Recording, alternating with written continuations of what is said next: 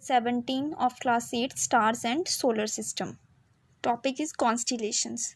Look at the sky for some time. Can you see some stars forming groups which with shapes like those in figure 17.11? आपने stars को देखा होगा कुछ particular pattern बनाते हुए, shapes बनाते हुए स्काई में, जैसे इस फिगर में दिखाई दिए हैं। तो ऐसे स्टार्स जो ग्रुप बनाते हैं, रिकॉग्नाइजेबल, उनकी एक पर्टिकुलर शेप होती है, पैटर्न बनाते हैं, उनको क्या बोलते हैं? कॉन्स्टिलेशन बोलते हैं। आप इन कॉन्स्टिलेशंस को आइडेंटिफाई कर सकते हो स्काई में, उनकी आप पर्टिकुलर शेप और लुक किस तरफ वो स्काई में होते हैं नाइट के टाइम, तो आप उनको आइडेंटिफाई ईजिली कर सकते हो। One of the most famous constellation which you can during summer time in the early part of the night is Ursa Major. Ursa Major, ये देखो इसकी डायग्राम यहाँ पे दी हुई है, ये समर टाइम में अर्ली पार्ट ऑफ नाइट में दिखाई देता है। इसे बिग डिपर भी बोलते हैं, ग्रेट बियर भी बोलते हैं और सप्तऋषि भी बोलते हैं। क्या क्या बोलते हैं? बिग डिपर, ग्रेट बियर और सप्तऋषि। इस कॉन्स्टिलेशन में 7 प्रोमिनेंट स्टार्स मीन्स जो नोटिसेबल हो, ईजी दिखते हैं, वो स्टार्स होते हैं। कितने होते हैं? टोटल 7 स्टार्स होते हैं। ये जो कॉन्स्टिलेशन है सिर्फ 4 और 5 स्टार्स के नहीं होते हैं, इनमें बहुत सारे बिलियंस ऑफ स्टार्स होते हैं, लेकिन जो हमें पर्टिकुलरली जो विजिबल होते हैं, जो ब्राइटेस्ट होते हैं, वो काउंटेबल होते हैं स्टार्स, वो दिखाई देते हैं, उनका पैटर्न दिखाई देता है। It appears like a big ladle और अ क्वेश्चन मार्क, एक बड़े लाइक जो डीप स्पून होता है विद अ लॉन्ग हैंडल, जैसे आप कड़छी बोलते हैं जो किचन में यूज़ करते हैं, या फिर जो सूप के लिए यूज़ करते हैं स्पून्स, बिग स्पून्स होते हैं, उस शेप का होता है, या फिर जो क्वेश्चन मार्क है उस फॉर्म में आपको दिखाई देता है।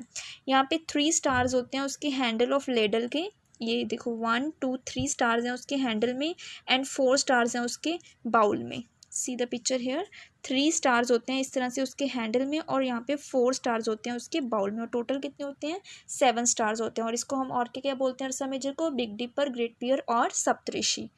आपको जो ये कॉन्स्टिलेशन है मूव करता हुआ दिखाई देगा, जैसे स्टार्स दिखाई दिए थे मूव करते हुए ईस्ट टू वेस्ट, उसी तरह से ये दिखाई देंगे।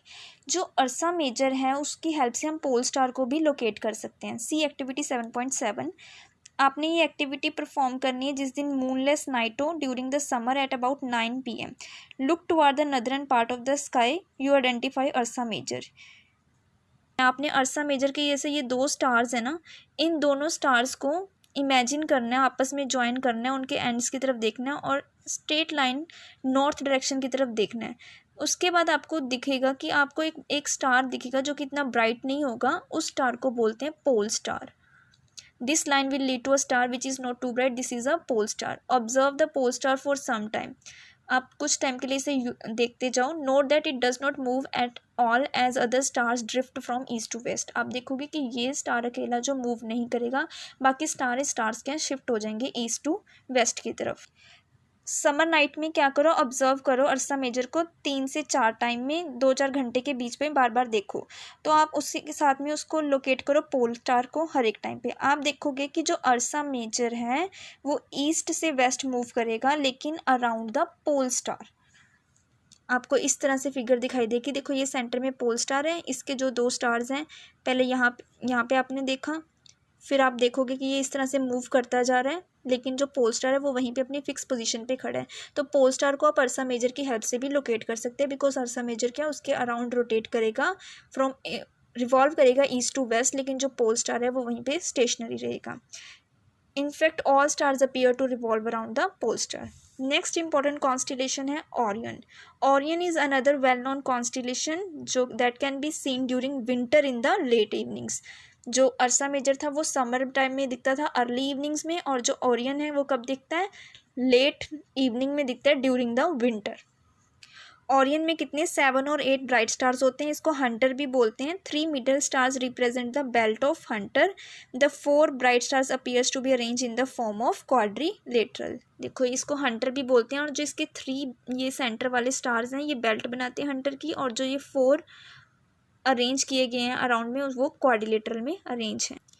The star Sirius which is the brightest star in the sky. अगर क्वेश्चन पूछ लें ब्राइटेस्ट स्टार्स कौन से हैं, the star Sirius is the brightest star in the sky, is located close to the Orion. Orion के बिल्कुल close होते हैं। अगर आप इसके जो 3 स्टार्स हैं जो बेल्ट है, इनको मिडल स्टार्स को मीट करोगे और ईस्ट की तरफ दिखोगे तो आपको वहाँ पे एक ब्राइट स्टार दिखाई देगा जिसका नाम क्या है? सीरियस है। Sirius is the brightest star which can be seen by meeting the 3 stars of the Orion and see towards the east in the sky. Next Cassiopeia. Cassiopeia एक अनदर प्रोमिनेंट कॉन्स्टिलेशन है in the northern sky. Prominent means easily, जो noticeable हो जाए, आपको दिख जाए easily. It is visible during winter in the early part of the night. It look like a distorted letter W और M. Distorted letter जैसे W और M है उस शेप में ये दिखाई देता है। सी द फिगर। देखो इस तरह से हमारे जो कैसियोपिया दिखाई देता है, डिस्टोर्टेड लेटर या डब्ल्यू बोल लो या इसको एम बोल लो। एक और कॉन्स्टिलेशन है जो जिसकी फिगर यहाँ पे दी हुई है, ये है लियो मेजर। नेक्स्ट हमारे पास सोलर सिस्टम आ गया है। The sun and the celestial bodies which revolve around it form the solar system. Sun और उसके अराउंड कुछ सेलेस्टियल बॉडीज जो रिवॉल्व करती हैं वो इसका सोलर सिस्टम बना देते हैं। इसमें प्लैनेट्स आ जाते हैं, कॉमेट्स आ जाते हैं, एस्ट्रॉइड्स और मेटेओर्स आ जाते हैं। तो जो सन है और ये ऑब्जेक्ट्स हैं वो आपस में रिवॉल्व कैसे करते हैं? ग्रेविटेशनल अट्रैक्शन की वजह से ये रिवॉल्व करते हैं। अर्थ आपको पता, अर्थ जो है रिवॉल्व करती है सन के अराउंड, तो ये भी क्या मेंबर है सोलर सिस्टम का और ये एक प्लैनेट है। और भी 7 प्लैनेट्स हैं जो रिवॉल्व करते हैं सन के अराउंड। तो टोटल यहाँ पे 8 प्लैनेट्स हैं जो सन के अराउंड रिवॉल्व करते हैं और उनका डिस्टेंस वाइज उनका ऑर्डर दिया हुआ है। सबसे पहले mercury, Venus, earth, Mars, Jupiter, Saturn, Uranus and Neptune. तो ये 8 प्लैनेट्स हैं जो सन के अराउंड रिवॉल्व करते हैं। 2006 तक हमारे 9 प्लैनेट्स थे जिसमें प्लूटो भी प्लैनेट था सन का, लेकिन 2006 में इंटरनेशनल एस्ट्रोनॉमिकल यूनियन ने एक न्यू डेफिनेशन अडॉप्ट की प्लैनेट के लिए, जिसको प्लूटो सेटिस्फाई नहीं कर पाया, इसलिए वो क्या अब हमारा जो सोलर सिस्टम का पार्ट नहीं है। And there is only 8 planets in our solar system now. So let us know about some members of the solar family. Start with the sun. Sun सबसे नियरेस्ट स्टार है earth से और ये continuously large amount of heat और light जो है emit करता रहता है। Sun is the source of almost all energy on the earth. In fact, sun is the main source of heat and light for all planets. अर्थ के लिए तो है ये सभी और बाकी planets के लिए भी मेन सोर्स है हीट और लाइट का। नेक्स्ट है प्लैनेट्स। प्लैनेट्स भी स्टार्स की तरह दिखते हैं पर लेकिन इनकी खुद की लाइट नहीं होती है। अगर आपको प्लैनेट्स और स्टार्स के बीच में डिफर करने को कहें तो सिंपलेस्ट मेथड ये है कि जो प्लैनेट्स हैं ट्विंकल नहीं करते हैं, स्टार्स जो हैं वो ट्विंकल करते हैं। Also the planets keep changing their position with respect to the stars. Planets के जो होते हैं उनके डेफिनेट पाथ होता है in which it revolves around the sun. This path is called an orbit. See the figure. देखो सब planets अपने अपने ऑर्बिट में मूव कर रहे हैं। जैसे इसमें मरकरी मूव कर रहे हैं, यहाँ पे वीनस है, ये मार्स की अलग है, अर्थ की अलग है। तो ये डेफिनेट ये क्या ऑर्बिट्स बनी हुई हैं, एक पर्टिकुलर पाथ है जिसे हम बोलते हैं ऑर्बिट्स और इनमें ये प्लैनेट्स मूव करते हैं। तभी वो आपस में कोलाइड नहीं कर पाते बिकॉज वो अपनी अपनी ऑर्बिट में मूव करते हैं। The time taken by planet to complete one revolution is called its period of revolution. Means suppose कर लो यहाँ से planet स्टार्ट किया और उसने एक रेवोल्यूशन पूरी कंप्लीट की सन के अराउंड और दोबारा यहाँ पे आ गया, तो उसको क्या बोलते हैं? जितना टाइम उसे ये कंप्लीट करने में लगा उसे बोलते हैं पीरियड ऑफ रेवोल्यूशन। जो पीरियड ऑफ रेवोल्यूशन है वो इंक्रीज़ करता रहता है जैसे उनका डिस्टेंस प्लैनेट से इंक्रीज़ करता रहता है सन से। जैसे जैसे ये प्लैनेट्स हैं इनका इंक्रीज़ कर रहा है सन से डिस्टेंस, वैसे वैसे उनका पीरियड ऑफ रेवोल्यूशन टाइम जो है वो बढ़ता जाता है। जुपिटर का कम होगा, इस तरह से सैटर्न का उससे ज़्यादा होगा। सन के अराउंड मूव करने के साथ साथ जो प्लैनेट्स हैं वो अपनी एक्सिस के अराउंड भी मूव करते हैं, जस्ट लाइक टॉप। ये देखो जैसे ये टॉप अपनी एक्सिस है जो उसको सेंटर में से कट कर रही है, इस पे मूव करता है। इसी तरह से प्लैनेट भी अपनी एक्सिस पे मूव करते हैं और इस एक्सिस पे कंप्लीट करने पे, एक रोटेशन कंप्लीट करने पे उसको बोलते हैं period of rotation. The time taken by planet to complete one rotation is called its period of rotation. कुछ प्लैनेट्स के मून्स भी होते हैं, सैटेलाइट्स भी होते हैं जो उनके अराउंड रिवॉल्व करते हैं। और अगर किसी सेलेस्टियल बॉडी दूसरी सेलेस्टियल बॉडी के अराउंड रिवॉल्व करती है तो उसको उसका सैटेलाइट बोला जाता है। जैसे अर्थ भी एक सेलेस्टियल बॉडी है, मून भी सेलेस्टियल बॉडी है। तो मून अर्थ के अराउंड रिवॉल्व करते हैं तो मून क्या हो गया? अर्थ का सैटेलाइट हो गया। देखो अर्थ भी कहते हैं कि हम अर्थ को क्या सैटेलाइट कह सकते हैं सन का, बिकॉज अर्थ भी क्या सन का सैटेलाइट हो सकती है बिकॉज वो उसके अराउंड मूव करती है। We call it a planet of the sun, लेकिन हम उसे प्लैनेट बोलते हैं सन का। तो हम जो सैटेलाइट टर्म है उन्हीं बॉडीज़ के लिए मेनली यूज़ करते हैं रिवॉल्विंग अराउंड द प्लैनेट्स, जो प्लैनेट्स के अराउंड रिवॉल्व करती हैं। तो सन क्या है? स्टार है और उसके अराउंड अर्थ मूव करती है, इसलिए उसे प्लैनेट बोला जाता है। लेकिन अर्थ खुद क्या प्लैनेट है और मून उसके अराउंड रिवॉल्व करता है, इसलिए उसको क्या बोलते हैं? सैटेलाइट बोलते हैं। तो सैटेलाइट उन्हीं के लिए बोला जाता है जो बॉडीज़ रिवॉल्व करती हैं अराउंड अ प्लैनेट। तो moon is a satellite of the earth. बहुत सारे आर्टिफिशियल सैटेलाइट्स भी हैं जो अर्थ के अराउंड मूव करते हैं जो कि मैन मेड है। नेक्स्ट हम प्लैनेट्स के बारे में रीड करते हैं। मरकरी है सबसे पहले, जिसे बुध भी बोलते हैं। जो प्लैनेट मरकरी है वो नियरेस्ट है सन के, और ये सबसे स्मॉलेस्ट प्लैनेट है। और ये मरकरी क्लोज होने की वजह से सन के ये इसको ऑब्जर्व करना डिफ़िकल्ट होता है because of the bright sunlight. And इसको अगर देखना है तो वो सनराइज से पहले या सनसेट के बाद देखा जा सकता है।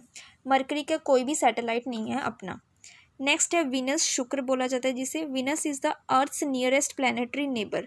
अर्थ का नियर प्लानिटरी नेबर है ये। एंड ये ब्राइटेस्ट प्लानट है इन द नाइट स्काई, सबसे ज़्यादा चमकते हैं। Sometimes Venus appear in the eastern sky before sunrise. Sunrise के पहले ईस्टर्न पार्ट में दिखाई देता है, और कई बार वेस्टर्न स्काई में सनसेट के बाद दिखाई देता है। इसीलिए इसे मॉर्निंग और इवनिंग स्टार कहा जाता है।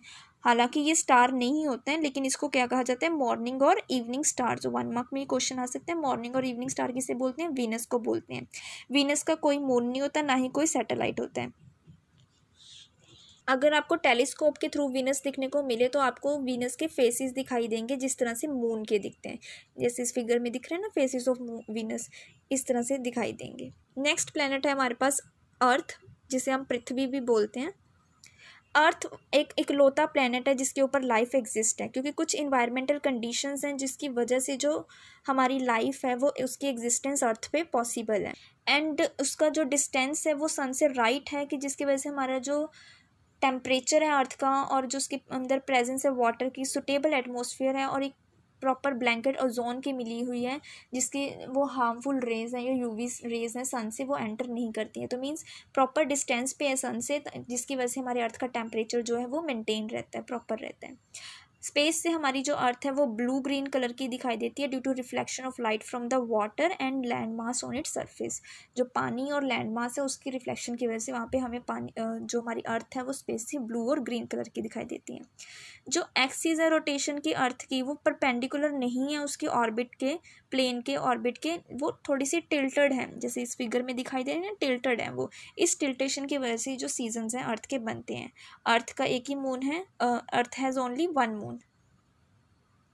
नेक्स्ट प्लैनेट है मार्स, जिसे मंगल बोलते हैं। The next planet the first outside the orbit of earth is Mars. Earth की ऑर्बिट के बाहर क्या है, मार्स है। ये रेडिश कलर का दिखाई देता है, इसीलिए इसको रेड प्लैनेट भी बोलते हैं, और इसके 2 नेचुरल सैटेलाइट्स हैं। इससे नेक्स्ट है जुपिटर, जिसे बृहस्पति बोलते हैं। ये सबसे लार्जेस्ट प्लैनेट है हमारे सोलर सिस्टम का। इतना लार्ज है कि इसके अंदर 1300 अर्थ्स कैन बी अकोमोडेट। इसके अंदर 1300 अर्थ्स हैं जो आ सकती हैं। और जो मास है जुपिटर का वो 318 टाइम्स ज़्यादा है that of the earth. It rotates very rapidly on its axis. Jupiter के बहुत सारे सैटेलाइट्स हैं, उसके जो अराउंड है फेंट रिंग्स भी होती हैं। ये देखो क्लियरली नहीं दिखाई देती हैं, ये इसके अराउंड क्या रिंग्स होती हैं फेंट कलर की। And you can recognise Jupiter as it appears quite bright in the sky. बहुत तेज़ चमकता है ये।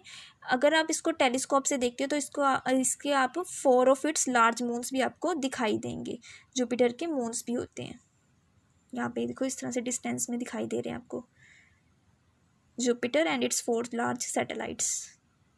ये छोटे छोटे दिखाई दे रहे हैं, ये इसके मून्स हैं। नेक्स्ट है सैटर्न, शनि जिसे बोलते हैं। Beyond Jupiter is Saturn which appears yellowish in colour. Yellowish colour का होता है। What makes unique in the solar system is it's beautiful rings हैं, जो इसके अंदर जो रिंग्स बनी है इसकी वजह से ये ब्यूटीफुल दिखाई देता है। ये रिंग्स हमें नेक्ड आई से नहीं देख सकते हैं, इसको टेलीस्कोप की हेल्प से देखा जाता है।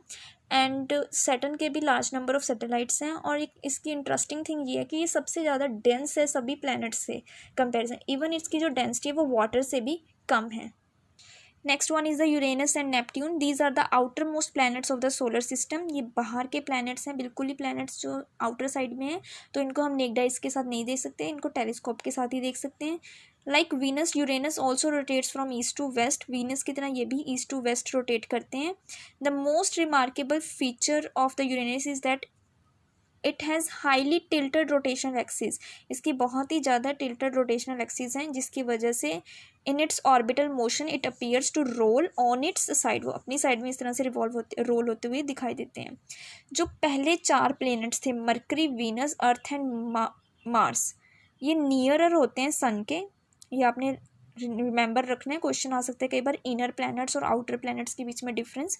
तो जो फर्स्ट 4 प्लैनेट्स हैं, mercury, Venus, earth and Mars, ये नियरर हैं सन के देन अदर 4 प्लैनेट्स, और इनको क्या बोलते हैं, इनर प्लैनेट्स बोलते हैं। कौन कौन से, mercury, Venus, earth and Mars. Inner planets के बहुत ही कम मून्स होते हैं, फ्यू मून्स होते हैं। The planet outside the orbit of Mars namely Jupiter, Saturn, Uranus and Neptune are much farther off than the inner planets, इसलिए इनको क्या बोलते हैं, आउटर प्लैनेट्स बोलते हैं। किन्हें, Jupiter, Saturn, Uranus and Neptune. इनके रिंग सिस्टम होता है जो आउटर प्लैनेट्स होते हैं, और इनके बहुत सारे मून्स भी होते हैं। तो ये डिफरेंस है इनर प्लैनेट और आउटर प्लैनेट्स में। कुछ और मेंबर्स हैं सोलर सिस्टम के, जैसे कि एस्ट्रॉइड्स। देखो यहाँ पे बहुत बड़ा गैप है between the orbits of Jupiter and Mars. See, ये मार्स है, मार्स की ऑर्बिट दिख रही है, और ये जुपिटर है। तो इनके बीच में बहुत ज़्यादा गैप है। तो जो इस गैप में है ऑब्जेक्ट्स रिवॉल्व करते हैं, ये लेयर दिख रही है, ये बेल्ट दिख रही है, ये एस्ट्रॉयड की बेल्ट है। यहाँ पे एस्ट्रॉयड्स जो हैं रिवॉल्व करते हैं अराउंड द सन, और इनको हम टेलीस्कोप की हेल्प से देख सकते हैं। नेक्स्ट है हमारे पास कॉमेट्स। कॉमेट्स भी मेंबर्स हैं सोलर सिस्टम का। ये रिवॉल्व करते हैं around the sun in the highly elliptical orbit, इस तरह से अंडाकार शेप में इस तरह से मूव करते हैं। ये देखो, ये एलिप्टिकल ऑर्बिट बन रही है, ये सन है, और यहाँ पे ये क्या है, कॉमेट्स हैं। A comet appears generally as a bright head with a long tail. Bright head, इस तरह से हेड होता है, ब्राइट हेड, और एक लॉन्ग टेल होती है। देखो यहाँ पे, ये जो यहाँ पे उसका हेड होता है, पीछे की तरफ क्या उसकी टेल बननी स्टार्ट हो जाती है। देखो जैसे ही ये जो कॉमेट है सन के अब पास आता है एलिप्टिकल ऑर्बिट में, तो ये यहाँ पे बर्न करना स्टार्ट कर देता है, क्योंकि हीट होती है सन की, तो उसकी वजह से यहाँ पे ब्राइट हेड होता है, और पीछे की तरफ एक लंबी पूंछ बन जाती है, उसकी टेल बन जाती है। तो जो लेंथ है वो tail grows in size as it approaches the sun, क्योंकि जितना ज़्यादा हीट होगा उतना पीछे की तरफ, जैसे आग लगने के बाद धुआं पीछे की तरफ जाता है, उसी तरह से इसकी ये टेल पीछे की तरफ लंबी होती जाती है। And the tail of the comet is always directed away from the sun, हमेशा सन से दूर की तरफ होती है। Many comets are known to appear periodically. One such comet is Halley's comet, which appear after nearly every 76 years. बहुत सारे comets ऐसे हैं जो periodically appear होते हैं, दिखते हैं। ऐसा ही एक comet है जो 76 years के बाद हमेशा दिखता है, जिसका नाम है Halley's comet, और ये अभी 1986 में दिखा था। नेक्स्ट जो और हमें दिखाई देता है जो सोलर सिस्टम में अदर मेंबर्स में, वो है meteors and meteorites. At night when the sky is clear and the moon is not there, you may sometimes see bright streaks. आपको लंबी सी लाइंस दिखाई देती हैं लाइट की स्काई में, और इनको कॉमनली शूटिंग स्टार्स बोला जाता है। Although they are not stars, they are the meteors. Actually meteor क्या है, स्मॉल ऑब्जेक्ट है। ओकेजनली क्या होता है, कई बार गलती से अर्थ के एटमॉस्फेयर में एंटर कर जाते हैं। ये जब ये एंटर करते हैं हाई स्पीड की वजह से, फ्रिक्शन की वजह से एटमॉस्फेयर में, वहाँ पे ये हीट अप हो जाते हैं, जल जाते हैं, बर्न हो जाते हैं, और वहाँ पे क्विकली वहीं पे जो तो स्मॉल वन होते हैं वो वहीं पे इवेपोरेट हो जाते हैं। इसलिए वो थोड़े से टाइम के लिए दिखाई देती है, वो ब्राइट लाइट से हमें दिखाई देती है कुछ स्मॉल टाइम के लिए, तो उनको क्या बोलते हैं, मेट्योर्स। लेकिन जो लार्ज मेट्योर्स होते हैं वो क्या करते हैं, वो अर्थ में एंटर कर जाते हैं बिफोर कंप्लीटली वेपोरेट होने से पहले क्या अर्थ में एंटर कर जाते हैं, अर्थ के सरफेस में। द बॉडी जो रीच करती है अर्थ के सरफेस में उसको बोलते हैं meteorite. Meteorites help scientist investigating the nature of the material from which the solar system was formed. तो उन मेटेओराइट्स की हेल्प से हम फाइंड आउट कर सकते हैं कि किस टाइप का नेचर है हमारे जो सोलर सिस्टम का बना हुआ है। मेटेओर्स जो पहले ही अर्थ के एंटर होने से पहले ही इवेपोरेट हो जाएं, और मेटेओराइट्स जो अर्थ के अंदर एंटर कर जाते हैं इवेपोरेशन होने से पहले। तो कई बार ये भी क्वेश्चन पूछ लिया जाता है, डिफरेंस बिटवीन मेटेओर्स एंड मेटेओराइट्स, तो ये भी आपने अच्छी तरह से रिमेंबर करना है। नेक्स्ट है artificial satellites. You must have heard there are number of artificial satellites which are orbiting the earth. बहुत सारे आर्टिफिशियल सैटेलाइट्स है। आर्टिफिशियल सैटेलाइट्स मीन्स जो मैन मेड है, मैन ने बनाए हैं, जो कि अर्थ के अराउंड ऑर्बिट करते हैं। You might wonder how artificial satellites are different from natural. Natural satellites से different कैसे हैं? Because artificial satellites man made हैं और इन्हें लॉन्च किया अर्थ से किया गया, और ये अर्थ पे रिवॉल्व करते हैं even much closer than the natural satellite. जो मून है नेचुरल सैटेलाइट है उससे भी बहुत पास अर्थ के क्लोज रिवॉल्व करते हैं, जिससे क्या है वो अर्थ के ऊपर की जो पिक्चर्स हैं वो अच्छी तरह से स्कैन करके सेंड कर सकते हैं। India has built and launch several artificial satellites. India ने बहुत सारे लॉन्च किए हैं और बिल्ट किए हैं सैटेलाइट्स, जिसमें से आर्यभट्ट जो है था फर्स्ट इंडियन सैटेलाइट था। और भी इंडियन सैटेलाइट्स हैं जो कि हैं कौन कौन से हैं, इनसेट, IRS, कल्पना 1, एडुसेट। ये कुछ आर्टिफिशियल सैटेलाइट्स के नेम दिए गए हैं। तो आर्यभट्ट जो था फर्स्ट सैटेलाइट्स था Indian artificial satellite. Artificial satellites हैं मैनी प्रैक्टिकल एप्लीकेशन, बहुत सारी इनकी एप्लीकेशंस हैं, यूजेस हैं। They are use for forecasting weather का के बारे में जानकारी लेनी हो तो उसके लिए यूज़ किया जाता है। Transmitting television and radio signals, जो हमें टेलीविज़न और रेडियो में जो भी मिलता है ब्रॉडकास्टिंग, उसके लिए यूज़ करते हैं। They are also use for telecommunication, large distances पे कम्युनिकेशन करनी हो तो उसके उस पर्पज़ के लिए यूज़ किया जाता है। रिमोट सेंसिंग के लिए सैटेलाइट की हेल्प से किसी एरिया या डिस्टेंस की पिक्चर्स जो हैं उनकी इंफॉर्मेशन है हमारे तक पहुंचती है with the help of the satellites. Means distance से किसी चीज़ की अगर इंफॉर्मेशन कलेक्ट करनी है उसको बोलते हैं remote sensing. So with this your chapter 17 is complete.